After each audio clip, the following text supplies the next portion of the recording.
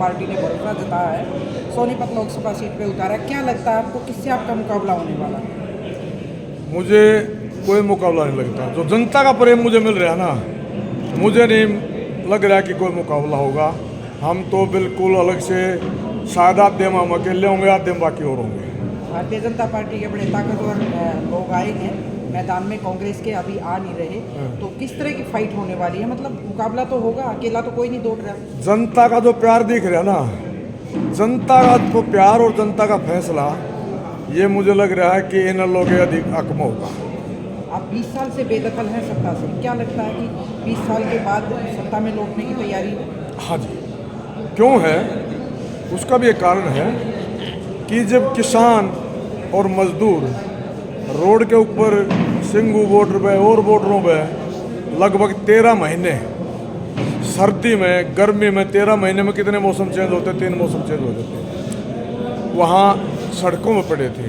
उनका दुख देखकर चौधरी अभय सिंह चौटाला जी ने अपने एमएलए पद से इस्तीफा दे दिया था। एक पंचायत में गए थे, पंचायत में कहा गया कि आप किसानों की पंचायत में गए थे कि आप नेता हैं, अगर आपको यहाँ इस मंच पर आना था, आप अपने इस्तीफा दे दिए। उन्होंने वहीं इस्तीफा लिख कर और भेज दिया गया था, और उसका इस्तीफा देकर उन्होंने किसानों की पंचायत में बैठने का काम किया और किसानों के साथ कंधे से कंधा मिलाकर उनका सहयोग करने के लिए उनको पूरा आश्वासन दिया। एक मुद्दा तो ये हो गया, जो मुद्दे लेके चलेगी, अभी मैनिफेस्टो शायद आपकी पार्टी का तैयार है, और किस तरह के मुद्दे रहेंगे? क्योंकि सोनीपत लोकसभा क्षेत्र में 9 विधानसभा आती है जी, मुद्दे क्या रहेंगे? ये तो हो गया किसानों का। दूसरा मुद्दा जो है इनका जो है ना निर्धारित मूल्य, जिसके लिए दोबारा भी किसान आए थे, जिसको बॉर्डर पर रोक दिया गया, वो सरकार ने जो है एक एमएसपी, किसान अपनी फसल की कीमत मांग रहा है और सरकार कीमत दे नहीं रही। दूसरी तरफ सरकार कहती है भाई 80 करोड़ आदमियों को फ्री खाना देते हैं। क्या 80 करोड़ आदमी अगर भारत के फ्री खाना खा रहे हैं तो ये भारत का विकास है क्या? ये भारत का विकास अगर हम देखेंगे, किसी और देश में भी ऐसा है क्या? ये सरकार ये जनता के ऊपर एक एहसान थोपती है कि मैं तेरे को खाना फ्री दे रहा हूँ। अगर माजा है भाई भी 2 दिन ये कहेगा ना मैं फ्री खाना दे रहा हूँ, वो भाई छोड़ के भाग जाएगा। तू अपने खाने रख भाई, मैं नहीं खाता तेरा खाना, मुझे नहीं जरूरत तेरे खाने की, तू कैसे तनख्वाह लेता हो। ये एक हरियाणा जो है ये बड़ा स्वावलंबी प्रदेश है, और इस प्रदेश के आदमी बहुत कमेरे और कमाऊ है। हर आदमी अपना काम करता है, काम करके कमाई की रोटी खाता है। और उन मजदूरों को आप देखते हैं जो सुबह से शाम तक रोड पर को कहीं अपना गुजारा करने के लिए पूरे दिन कोई रोड़ी गिरता है, कोई मिट्टी उठाता है, शाम को उसको कितनी तनख्वाह दी जाती है? 300 साढ़े 300 रुपये। तो उसके बच्चे क्या बनेंगे, क्या पढ़ाएंगे? इसकी तरफ भी हम जो विशेष ध्यान देंगे ताकि उसको इतना भत्ता दिया जाए, इतना उसको मजदूरी दी जाए, वो अपने बच्चों का परवरिश कर सके। तीसरा, एक गरीब के बच्चे सरकारी स्कूल में पढ़ते हैं क्योंकि उसके पास प्राइवेट स्कूल में पढ़ाने का कोई धन, आर्थिक स्थिति उसकी नहीं होती, तो बच्चे भी जब नहीं पढ़ेंगे तो क्या पढ़ेंगे? इस तरह भी देखना चाहिए। वो तो फिर ऐसे हालत बना दी कि उसको सब, वो तो बच्चे भी फिर बच्चों के बच्चों में तो इससे दलदल से निकल ही नहीं सकेंगे। उनको इस गरीबी से निकालने का हम पूरा प्रयास करेंगे। जिस तरीके से किसान आंदोलन चला हुआ, तब तक जल योद्धा कह रहे थे अभय सिंह चौटाला को, अब पानी लाने की पंजाब से बात नहीं उठाई जा रही, क्या रहेगा? हरियाणा का पानी मिल पाएगा? पानी लाने के लिए जो है ना हम भरसक प्रयास करेंगे। ये चीज़ प्रयास करना जो है वो सरकार के लिए उसका एक महत्व है। ये नहीं भाई मैं जाऊंगा कृषि लेकर खोद ले आऊँगा, वो दोनों सरकारें के, दोनों एक पंजाब सरकार के हरियाणा सरकार के बीच की बात है। इसमें केंद्र सरकार का भी महत्व है कुछ। तो पानी लेने का प्रयास करना जाना, किसी के लिए रिकमेंडेशन करना, किसी के लिए रिक्वेस्ट मांगना, वो सरकार का हक है, सरकार लिख सकती है। तो ये अगर झूठ बुलवाना हो तो अलग बात है, लेकिन सच्ची बात यह है कि प्रयास किया जाएगा। और अगर मौका मिला, सरकार ने परमिशन दी, वो एसवाईएल का फैसला, उसका एसवाईएल का फैसला जो है सुप्रीम कोर्ट से भी हो रहा है। और उस पानी को लाने के लिए बिल्कुल चौधरी बंसीलाल जी ने नहर खुदवा भी दी थी एसवाईएल के लिए, लेकिन वो क्यों रुकी गई? आप बताइए क्यों रुकी? उसको हम दोबारा से लाने के लिए पूरा भरसक प्रयास करें। इनेलो पार्टी बिल्कुल पिछड़ी हुई है और बीजेपी 400 पार का नारा दे रही है और मोदी की गारंटी चल रही है। कौन सी गारंटी है? सिर्फ नाम की गारंटी?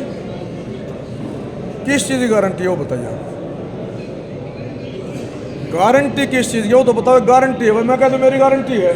गारंटी किस बात की वो बताओ ना। सर जिस तरीके से 376 तोड़ी राम मंदिर का मुद्दा ये काफ़ी बीजेपी ये लेके तो चली हुई है। वो गारंटी क्या, वो तो बन लिए, वो भविष्य थोड़ा रह गया, उधर जा लिए पीछे, तो आगे गारंटी किस बात की है वो बताओ ना। वो तो बन गई भारतीय जनता पार्टी गारंटी। 15 लाख की भी गारंटी दी थी या नहीं दी थी? आपने भी सोची होगी मुझे 15 लाख मिलेंगे, बहन जी ने भी सोचा हुआ 15 लाख तो आएंगे खाते में। वो गारंटी होगी पूरी? हुई क्या? नहीं हुई। फिर वो काला धन लाने के बाद की बात थी ना, काला धन तो वापस नहीं आया। काला धन आया क्यों नहीं? सरकार क्या नहीं कर सकती? सरकार सब कुछ कर सकती है। वो आया नहीं या लाया नहीं गया, बात ये। तो लाया नहीं गया तो उन्होंने कही क्यों अगर मैं लाऊंगा, और कही जो कहा है ना उसको करना चाहिए। कथनी और करनी में फर्क नहीं होना चाहिए। सर आपके सामने दो बड़ी पार्टी है नेशनल लेवल की, बीजेपी और कांग्रेस। अब क्षत्रिय दलों को भारतीय जनता पार्टी ने 10 साल में धीरे धीरे निपटाया है, तो कैसा लगता है कि अब क्षत्रिय दल है जो आपको वो इतनी बड़ी पार्टी से मुकाबला कर पाएंगे? मैडम ये जनता का फैसला है। जनता अगर चौधरी अभय सिंह चौटाला के इस्तीफे की तरफ ध्यान दिया, अपने बच्चों की परवरिश की तरफ ध्यान दिया, तो जनता जरूर चौधरी अभय सिंह चौटाला के हित में वोट देकर और उनको आगे बढ़ाएंगे, उनके हाथ मजबूत करेंगे। आपकी प्राथमिकता क्या रहेगी अगर जनता आपको आशीर्वाद देती है? सबसे पहले मेरे को अगर जनता ने आशीर्वाद दिया तो जनता के जितने भी ये मुद्दे मैंने अभी बताए हैं ये संसद में गूंजेंगे। और ये मेरी आवाज़ नहीं, जो यहाँ से जो आवाज़ निकलेगी हरियाणा से वो दिल्ली के संसद में बोलेगी। मैं उसको बिल्कुल एक भी शब्द नहीं इनसे मिलूँगा, पूछूंगा दुख सुख के लिए। मैं इनका साथी हूँ और मैं आज तक भी इस ग्राउंड में रहा हूँ ज़्यादा, चाहे मैंने नौकरी कहीं भी की हो। मैं अपने भाइयों से मिलता जुलता रहा हूँ, हर एक गरीब का दुख सुख महसूस करता हूँ, मुझे पता है। लेकिन जब पावर नहीं होती तो महसूस कर लेता, कुछ कर नहीं पाता।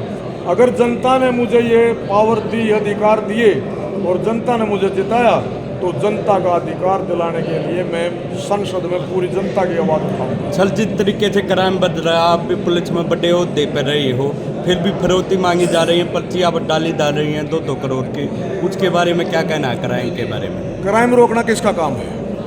क्राइम रोकना सरकार का काम है। सरकार सक्रिय होकर क्राइम रोके। कुछ राज्य ऐसे हैं जिनमें क्राइम नहीं हो रहा, तो हरियाणा में क्यों हो रहा है? अगर चौधरी अभय सिंह चौटाला जी का शासन आया तो ये गोली बारी, ये क्राइम, गोली मारने वाला हरियाणा में नहीं घुसेगा, गोली चलाने वाला हरियाणा में नहीं घुसेगा। हमारी बहू बेटी रात के 12 बजे गहना पहन के अकेली निकल जाएगी, अगर उसको कोई बोलने वाला मिला ना तो फिर हमने जनता की सेवा नहीं की, हमने जनता को झूठ बोला।